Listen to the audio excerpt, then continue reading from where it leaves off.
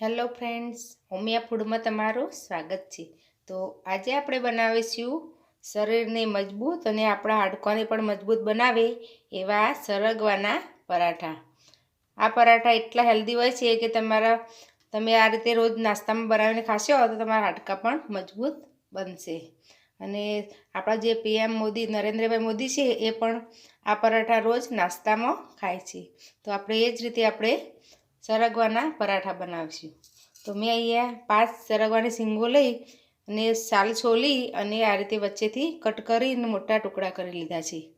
હવે આપણે એને કુકર લઈશું, એમાં આપણે આ શીંગોને બાફી લઈશું। આપણે પાણી 1 ગ્લાસ જેટલું જ એડ કરીશું, કારણ કે આપણે એનો થોડો ઘટ પલ્પ તૈયાર કરવાનું છે। તો હવે આપણે ઢાંકણ ઢાંકી અને 4 સીટી વગાડી દઈશું। તો 4 સીટીમાં આપણો સરગવો સરસ બફાઈ ગયો છે। હવે આ રીતનું મેસર લઈ ને આપણે સરગવાનું પલ્પ આ રીતે છૂટો કરી લઈશું।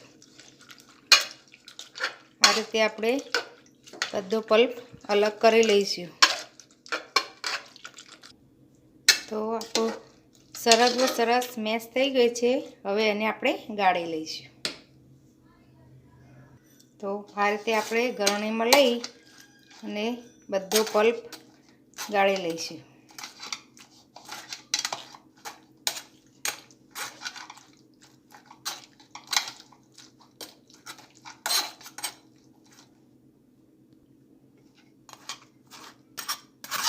તો તમે જોઈ શકો છો આપણો સરગવાનો બધો પલ્પ નીકળી ગયો છે।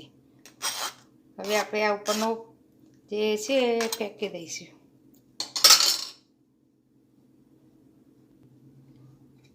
તો આપણો તમે જોઈ શકો સરસ પલ્પ તૈયાર થઈ ગઈ છે। હવે આમાંથી હું થોડો પલ્પ લઈ લઈશ। તમારે જેટલા પરોઠા બનાવવા હોય એટલો પલ્પ તમારે રાખવાનો। તો આનો ઉપયોગ તમે સૂપ તરીકે પણ કરી શકો। આમાં મીઠું, કાળા મરી અને જીરા પાવડર નાખી એનો સૂપ પણ તમે બનાવીને પી શકો છો। હવે આપણે આમાં મસાલા કરીશું। તો 1 ચમચી જેટલા આદુ અને મરચાંની પેસ્ટ લીધી છે, એડ કરીશું। હવે એમાં આપણે અડધી ચમચી જેટલી હળદર એડ કરીશું।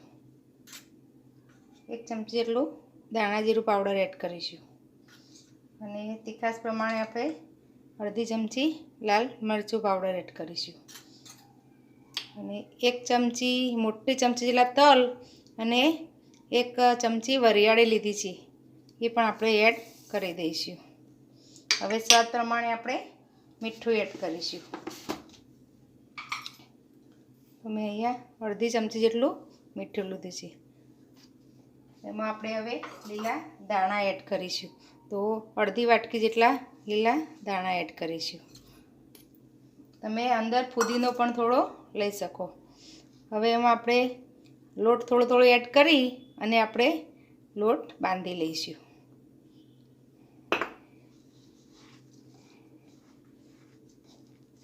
આપણા પરોઠા હોય એવો આપણે લોટ તૈયાર કરી લઈશું।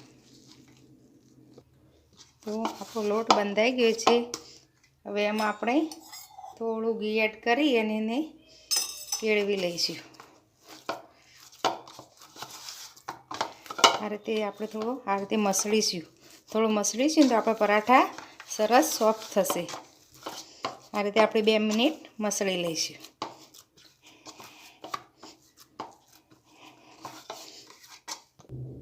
તો આપણો લોટ મસળાઈ ગયો છે।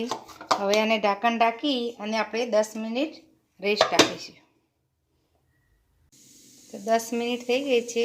હવે આપણે લોટને ચેક કરી લઈશું। તો આપણો લોટ સરસ સેટ થઈ ગયો છે।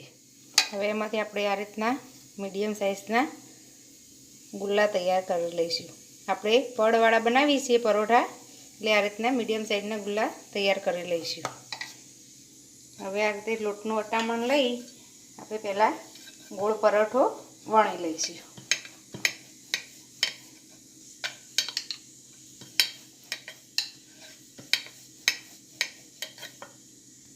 આપણા ગોળ વળાઈ ગઈ છે। હવે એના ઉપર આપણે ઘી લગાવી દઈશું। આ પરોઠા આપણે ઘીમાં જ બનાવીશું, એટલે હેલ્ધી થશે આપણા પરોઠા. હવે આ રીતે આપણે સ્ક્વેરમાં બનાવવાના છીએ, એટલે આ રીતે આપણે બે બાજુથી વાળીને પાછું ઉપર ઘી લગાવી લઈશું. પછી આપણે આ રીતે ચારે બાજુથી ફોલ્ડ કરી દઈશું. હવે ફરી લોટનું થોડું અટામણ લઈ અને આપણે પરોઠાને ચોરસ શેપ રહે એ રીતે આપણે વણી લઈશું. આ રીતે આમ ઊભા કરીને પછી આમ ફેવરીને આમ વણશે એટલે આપણો સ્કેપ મેન્ટેન રહેશે. આ રીતે હું પરોઠાને સરસ વણી લઈશ. તો આપણો ચોરસ સરસ પરોઠો વણીને તૈયાર છે. હવે એને આપણે શેકી લઈશું. તો આપણી તવી ગરમ થઈ ગઈ છે, એમાં આપણે એડ કરી દઈશું પરોઠાને. ગેસ મીડિયમ જ રાખીશું. આપણે એક જ મિનિટમાં નીચેથી થોડો આ રીતે ગલ પડે એટલે આપણે એને પલટી દઈશું અને એના ઉપર ફરી આપણે ઘી આ રીતે ગ્રીસ કરી દઈશું. તમે થોડો વધારે ઘીનો પણ ઉપયોગ કરી શકો. એ પલટી આ બાજુ પણ આપણે ઘી લગાવી દઈશું. હવે મીડિયમ ગેસ પર સરસ ઉપરથી ક્રિસ્પી થાય ત્યાં સુધી આપણે ચડવા દઈશું. તો તમે જોઈ શકો છો આ સાઈડ સરસ ક્રિસ્પી થઈ ગઈ છે. હવે આપણે નીચેની સાઈડ પણ એ રીતે સરસ આ રીતનો ગોલ્ડન બ્રાઉન થાય ત્યાં સુધી આપણે થવા દઈશું. તો તમે જોઈ શકો છો આપણો પરોઠો સરસ તૈયાર થઈ ગયો છે. હવે એને આપણે પ્લેટમાં લઈ લઈશું અને આ રીતે આપણે બીજો પરોઠો જે મેં વણીને રાખ્યો છે એ પણ આપણે શેકી લઈશું અને આ રીતે બધા પરોઠા આપણે બનાવી લઈશું. તો આપણા સરગવાના પરાઠા તૈયાર થઈ ગયા છે. હવે એની સાથે સર્વ કરાય એવા આપણે મરચાં બનાવીશું. મરચાંનો ગળ્યો સંભારો બનાવીશું. તો મેં અહીંયા 4 થી 5 મરચાં લીધા છે, થોડા તીખા છે, એને આ રીતે ગોળ કટ કરી લીધા છે.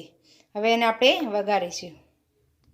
તો મરચાંનો ગળ્યો સંભારો બનાવવા મેં અહીંયા નાની પેન લીધી છે, એમાં 1 મોટી ચમચી જેટલું તેલ લીધું છે. એમાં તેલ થોડું વધારે લેવાનું.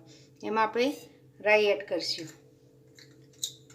અને એમાં આપણે અડધી ચમચી જીરું એડ કરીશું. રાઈ અને જીરુંને થોડું તતડવા દઈશું. તો આપણા રાઈ અને જીરું તતળી ગયા છે. હવે આપણે મરચાં એડ કરી દઈશું. હવે એમાં સ્વાદ પ્રમાણે મીઠું અને 1 ચપટી હળદર એડ કરીશું.